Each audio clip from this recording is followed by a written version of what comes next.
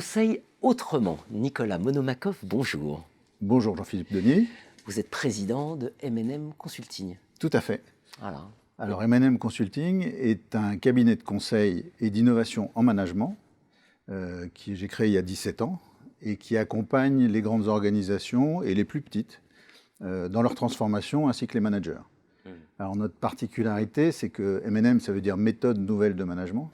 C'est qu'on fait de la recherche en management et on essaye d'explorer des nouvelles façons, peut-être pas de faire du conseil, mais au moins d'accompagner les entreprises et de les aider. C'est comme cela que nous nous sommes rencontrés. Exactement. Par le Cercle de l'Innovation de l'Université Paris-Dauphine. Tout à fait. En fait, quand j'ai créé M&M, mon premier salarié était un chercheur, parce que j'avais fait une mi-temps dans chaque camp, dans le conseil et dans l'opérationnel. Et je voulais créer des méthodes robustes que je puisse transmettre aux entreprises et qui résistent à l'analyse. Et donc on a travaillé avec Dauphine, avec Centrale, avec les mines, avec le Cercle de l'Innovation, où nous nous sommes connus, pour chercher de nouvelles voies, mettre au point des méthodes en stratégie et en management. Donc on a créé comme ça une dizaine de méthodes qui sont aujourd'hui publiées et qu'on transmet à nos clients. On forme parfois des consultants pour s'approprier ces méthodes. Et on a remporté des concours ANR, on est agréé SIR. Donc la recherche a vraiment une place très importante dans notre activité de conseil, ce qui fait que peut-être ça vous a donné l'idée de ce titre. Absolument. Voilà, Le conseil autrement, c'est bien ça l'idée. C'est-à-dire que souvent on se dit, mais au fond, voilà, est-ce que c'est possible de créer de la valeur par le conseil?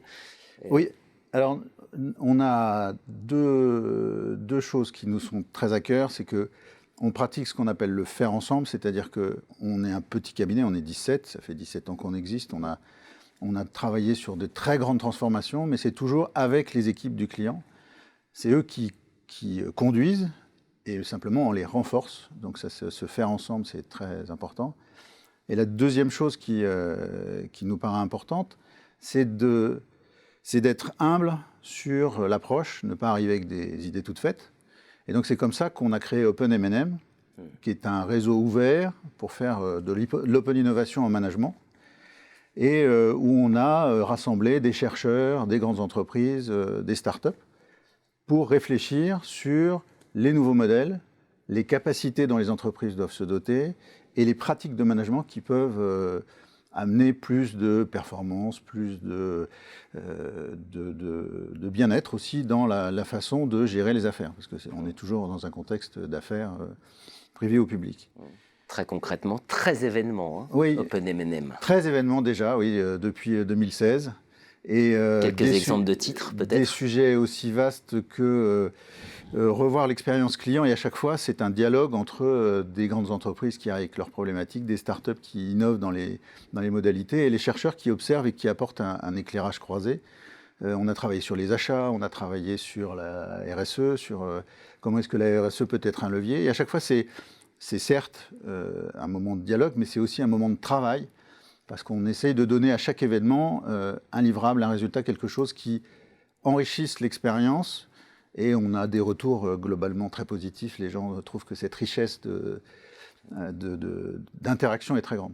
Le conseil s'enrichit de l'académique et l'académique du conseil. Enfin, on voit bien le cercle vertueux. Peut-être un exemple en 2016, je crois. Oui, en avril 2016, on avait réuni une trentaine de managers, de start-up, de grands comptes et des chercheurs. Il y avait Albert David qui vient souvent ici, qui participe également souvent à nos travaux.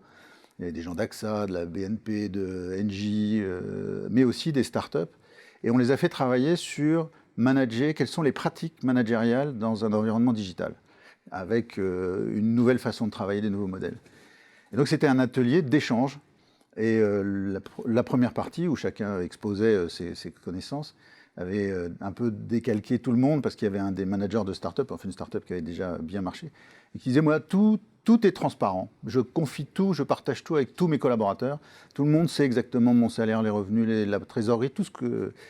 Et donc on a amené à travailler en se disant, mais finalement, oui, pourquoi pas, enfin, et il y a eu un échange, et comme on aime bien que les choses soient concrètes, on a créé ce que nous on appelle un management ring, pardon. C'est-à-dire qu'il y a 7 pratiques, les 7 pratiques essentielles, c'est pour focaliser un peu les énergies sur le management en environnement digital. Et il y a des choses assez intéressantes, comme par exemple, donc ces 30 personnes ont bien sûr réfléchi et évoqué plusieurs possibilités, mais les 7 qui sont venues, c'est des choses classiques, savoir décider, prendre du recul, donner du sens, là déjà on a. Mais il y a des choses données pour recevoir, on commence à arriver à des choses plus curieuses, enfin plus inhabituelles, en tout cas comme impératif de management. Et puis il y avait vision et stratégie évolutive, en d'autres termes, savoir piloter sans perdre le contrôle. Il y avait créer la confiance, qui était le premier sujet. Et le dernier qui nous a beaucoup intéressé, c'est là où ça nous a amené à sortir du cadre, c'est piloter au bruit. Et c'est une expression qui est sortie de cet